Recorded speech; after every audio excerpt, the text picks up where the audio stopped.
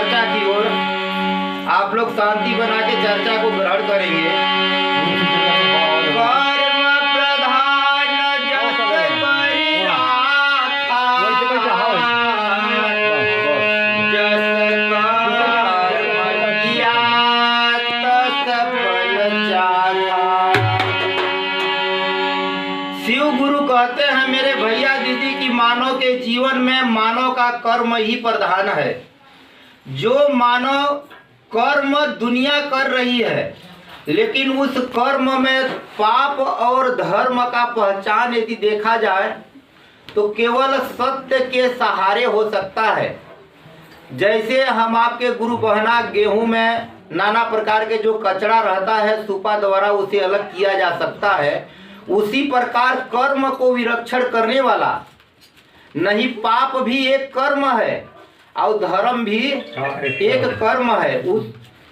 उसको कर्म को केवल अलग करने का विधान धर्म के अनुसार, यदि आप धर्म के रास्ते पे चल रहे हैं तो आप मनों के द्वारा उसे जान सकते हैं, अनुभव करके जान सकते हैं कि यह कर्म हमारे लिए पाप है और यह कर्म हमारे लिए धर्म है। अगर हम आप जैसे कि भैया साहब ने बताया कि जो तीन सूत्र का मन से अपने जीवन में पालन कर रहा है, उसे यमराज का बड़े बड़े भूत बैताल तंत्र मंत्र रोग में साहस नहीं है कि उतना बड़ा दुख और परेशानी दे। लेकिन हम आपका मन जो है उसे मानता नहीं। कहते हैं यह मन चंचल, यह मन चोर, यह मन घूमे 36 ओर। ये मन अभी देखा जाए कि हम आप एक जगह पे बैठे हैं और इस सब कोई कहा जाए कि 2 मिनट के लिए चुप रहिए भाई, लेकिन कोई ना कोई टपक जाएगा, कोई एक से टपकेगा, कोई वहां में कुछ विचार चर्चा तुरंत शुरू हो जाएगा। वह मन कराता है। मन वो इतना चंचल है, अगर हवा से भी तेज दौड़ने वाला देखा जाए जो है वह मानव का मन है, जो हवा से भी तेज दौड़ता है। जैसे जिस मंदिर में आप दर्शन करके आ चुके होंगे, जिस मंदिर में आप जा चुके होंगे, जिस शहर में आप गए होंगे, घरे भले बैठे हैं लेकिन आप मन के द्वारा वहां पहुंच गए। तीर्थ एक भक्ति है, इसलिए कहा जाता है कि तीर्थ में जाओ। तीर्थ वह स्थान है कि यदि आप जहां गए हैं घरे हलाके हैं लेकिन आप वहां पहुंच गए, आपका मन पहुंच के जाके दर्शन कर लिया। मन इतना तेज दौड़ने वाला चीज है, इसलिए कहा जाता है कि मन को काबू में रखे। जो गुरु बहना, जो गुरु भाई इस मन को लेस मात्र काबू में रखता है उसका नैया पार हो जाती है। और जो मन के सहारे जैसा जैसा मन कहता उसके पीछे जो दौड़ रहा है उसकी नैया यहीं पे डूब जाती है। ऐसा शास्त्रों में उल्लेख है। इसलिए हम आपको सच्चे रास्ते पे जो भैया साहब ने 3 सूत्रों का निर्माण बताया कि पहले आप अपने लिए दया ले लो, दूसरे में एक महादेव शिव गुरु का चर्चा, एक दूसरे से बात विचार करके अपने समय को सार्थक बना लो, तीसरे में 108 बार का जो नमन है उसे आप प्रेम से नमन कर लो। जो व्यक्ति इनको कर रहा है वास्तव में अगर अनुभव करके जानता होगा तो यह सीखता होगा कि हाँ महादेव का दया हमको मिल रहा है। दुख महादेव ने नहीं बनाया है। इतना सुंदर दुनिया का निर्माण किए महादेव, इतना सुंदर हम सबों का निर्माण किए, दुख तो हम और आप बनाते हैं भैया दीदी।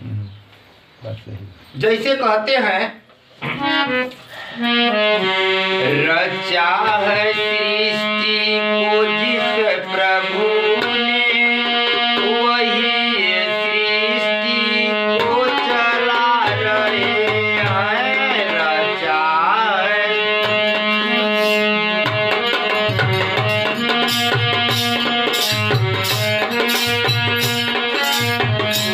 आप लोग विचार कीजिएगा, रचा है सृष्टि को जिस प्रभु ने, वही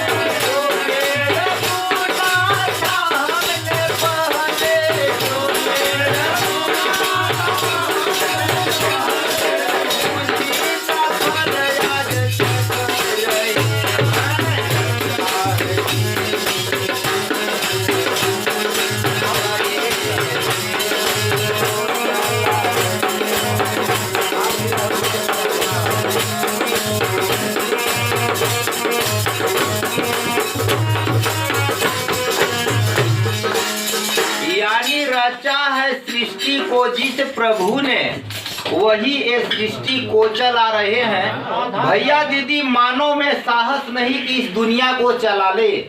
ऐसे ऐसे देश में राजा हैं, ऐसे ऐसे देश में महान पुरुष हैं जो अत्याचारों से, महापापियों से पाप करने पर तत्पर है, जिस पर मानव कुछ नहीं कर सकता, जिसको इस भारत के कानून भी उसका कुछ नहीं बिगाड़ सकता। तब उसका दंड स्वयं परमात्मा देते हैं तो कहीं के लायक नहीं बचता है। ऐसा आप लोग अनुभव करके देखे होंगे कि जो सदा अपने को बलवान मानता हो, अपने को शक्तिशाली धनवान मानता हो, अहंकार में डूबा हो, क्रोध में डूबा हो, जिसके चलते लोग परेशान हो, भैया दीदी जिस दिन वह परमात्मा उसे दुख देता है तो अपने जीवन में कमाए हुए सारी धन को अपने ही में लगा देता है, फिर भी वह सक्सेस नहीं होता। लास्ट में सब लेने देने सब चला भी जाता है। इसीलिए किसी कवि ने कहा कि रचा है सृष्टि को जिस प्रभु ने वही ये सृष्टि को चला रहे हैं। जो पेड़ हमने बुना था पहले उसी का फल आज चख रहे हैं। अनुभव करके आप देख सकते हैं जिस प्रकार आज के भारत के सरकार, मोदी सरकार है, हमारे देश के राजा जैसे अभी भूपेश बघेल महाराज जी है। देखा जाए इनसे भी और बड़े बड़े बहुत से सारी कंपनियां पड़ी हैं, क्या उससे लालसा नहीं है कि मैं भी राजा बनूं? लेकिन यह भाग्य का खेल होता है। इसलिए शास्त्रों में है कि जो हम आपके भाग्य में है भाग कर आएगा, और जो नहीं है आने के बाद भी पल में चला जाएगा। हम आप केवल कर्म करें, उसका फल क्या है देने वाली कोई दूसरा शक्ति है कि उसमें से क्या उपजेगा। भैया दीदी, यह मानव का तन अनमोल है, इसका सत्य उपयोग कीजिए। वास्तव में आप ही नहीं, आपका घर परिवार संवर जाएगा। जो हम आप लोग 1-2 घंटे के लिए इस महादेव शिव गुरु के दरबार में बैठे हैं, यह वह समय है कि उस परमात्मा के सूची में लिखा जाता है कि हम फलाने व्यक्ति आके हमारी चर्चा भजन निवेदन को किया। नैयाद के ऐसे ऐसे धूर्त मानव हैं जो किसी को मानने वाले नहीं हैं कि कौन माता है, कौन पिता है, कौन भाई है, कौन बंधु है। अज्ञानता में मानव कुछ भी करने पर विवश हो जाता है। जैसे एक ब्राह्मण था, दक्षिण देश, भारत की देश, दक्षिण देश की बात है, एक ब्राह्मण था।